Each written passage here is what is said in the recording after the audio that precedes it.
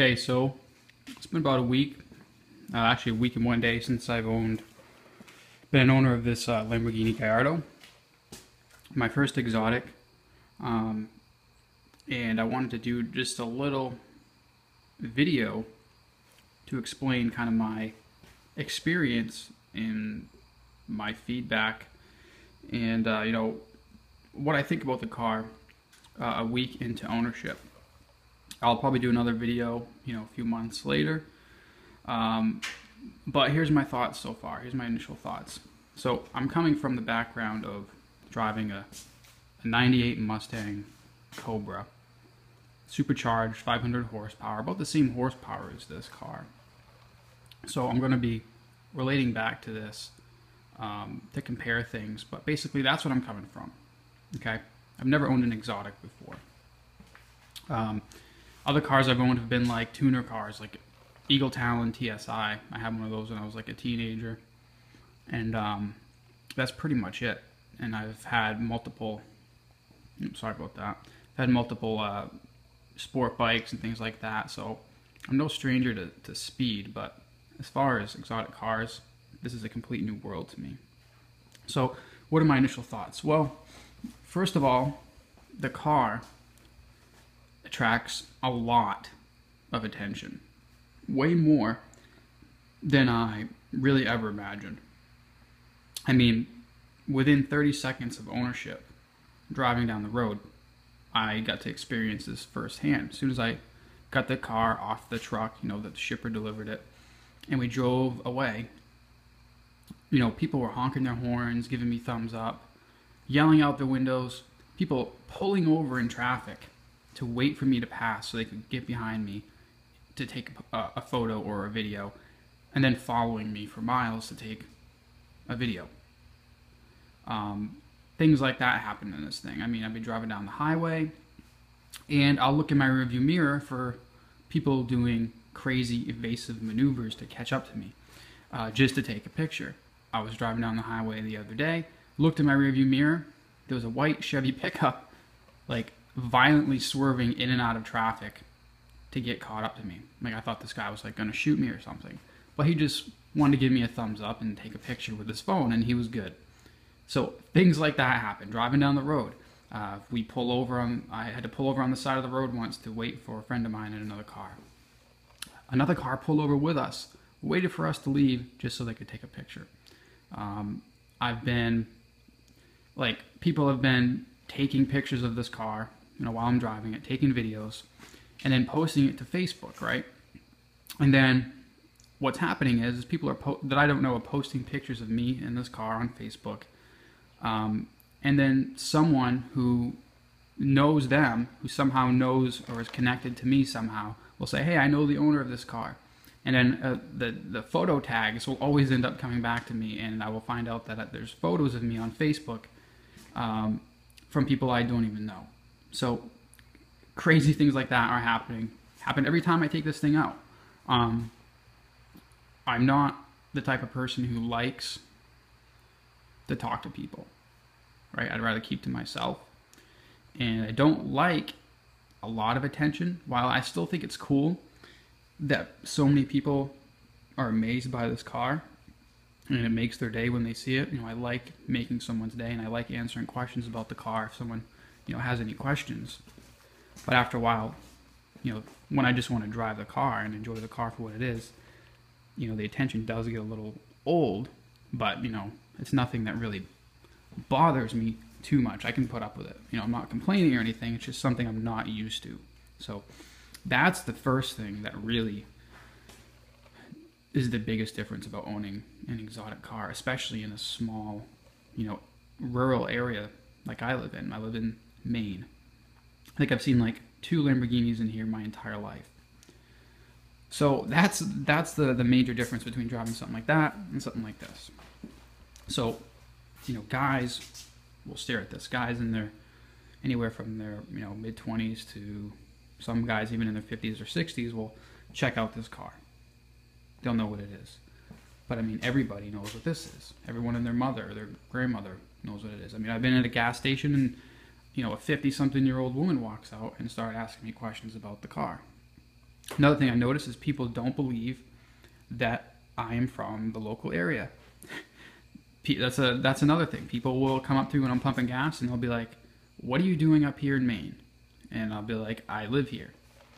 And they just can't comprehend that I'm actually from the area. They think I'm like some movie star out of state. It's kind of funny. And then I just have to explain, no, I'm just, I'm from this area. I grew up here. Just because I own one of these cars doesn't mean I'm from, Hollywood or something like that. Okay, so let's talk about, that's enough about like attention and stuff like that. That's the major difference between these two. What about power? Well, again, these cars have about the same amount of power, but this one delivers power a lot differently than this thing. This thing has a Pro Charger on it, centrifugal supercharger, and it builds boost as the RPMs raise up. So it makes its, peak horsepower, obviously, in the upper RPM range, like most cars, but down low, it doesn't make much power. So this thing likes to rev, and it just likes to, do burnouts and screw around, anything below 85 miles an hour. This thing feels right at home. On a drag strip, this thing would be right at home. Okay, it loves doing burnouts. It loves, just tooling around and being a hooligan, really. Once you get up to, on the highway, up to 80, 85, anything more than that, this thing doesn't feel that stable. It feels solid and planted to the road, but it just, I don't know. It just doesn't feel like it doesn't like high speed for a constant amount of time. Things start rattling and stuff like that. This thing wants to go 100 plus everywhere. I mean, it feels so stable over 100 miles an hour. Actually, this car feels right at home around, anywhere between 90 and 110. On the highway, get this thing up to 90, 100 miles an hour, you could cruise all day. That's, the power delivery on this is a lot more snappier, sets you back in the seat instantly, and it doesn't let up at all. This right here obviously has a more violent seat of the pants feeling as far as power versus this Pro-Charged Mustang. So this thing obviously wins in the power category as well. Handling, this thing obviously wins. All-wheel drive, low to the ground, 10 inches wider than the Mustang. This thing likes to go straight, fast in a straight line. This thing does not like to go fast in a straight line. It likes to just, carve up corners and, go insanely fast everywhere. Maintenance cost. You'll hear people talk about how maintenance on supercars are expensive and stuff like that. Well, here's the thing. If you're used to owning cars like this, if you're used to modding your cars and supercharging them and putting turbos on them and shit like that, then owning one of these cars is really not that much different. Because if something breaks on that, let's say I blow my transmission on that, or I end up blowing my stock motor, well, there's like $6-7 grand I got to replace. This, while I don't plan on pro-charging it or turboing it right away, if something was to break on the e-gear system or something like that, or the clutch was to go, yeah, $5 grand, something like that. So it's not that much different than owning something like this that's modded. Especially the Gallardos are really dependable, and if you know how to source your parts correctly and do the work yourself, which I plan to do, you'll save a lot of money. And it's really not that, it's really not as bad as some people think, I think.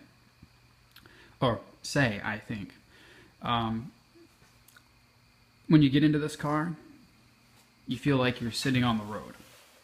Okay, I mean, you're right on the ground. You get in, if you come out of this car and you get into this, it feels like you're getting into a minivan. The seats are a lot more plush and comfy. Okay, there's a lot more padding in the leather seats in that thing. This, it just feels like you're 10 feet lower. It's insane. So I've thought about selling the Cobra because, I was thinking to myself, when am I going to go out into the garage and think, yeah, I'm going to take the Mustang out today and leave the Lambo behind? But then I got to thinking, I was like, if I sold this car, I'd really miss it. I built it myself. The reason why I want to keep the Mustang is because if we want to go out or something like that and we don't want, to get all the attention that this thing creates. Sorry about the lighting keep changing. If we just want to go out to dinner or something like that, or go just cruise around and not really be bothered, then we'll take the Mustang. If we want to go out and we don't mind being bothered and, want to cruise around with Lambo, then we'll take the Lambo. So that's my first week of ownership of this car, and just want to give my initial thoughts and feedback. Coming from a normal guy who comes from a background of muscle cars and motorcycles and things like that.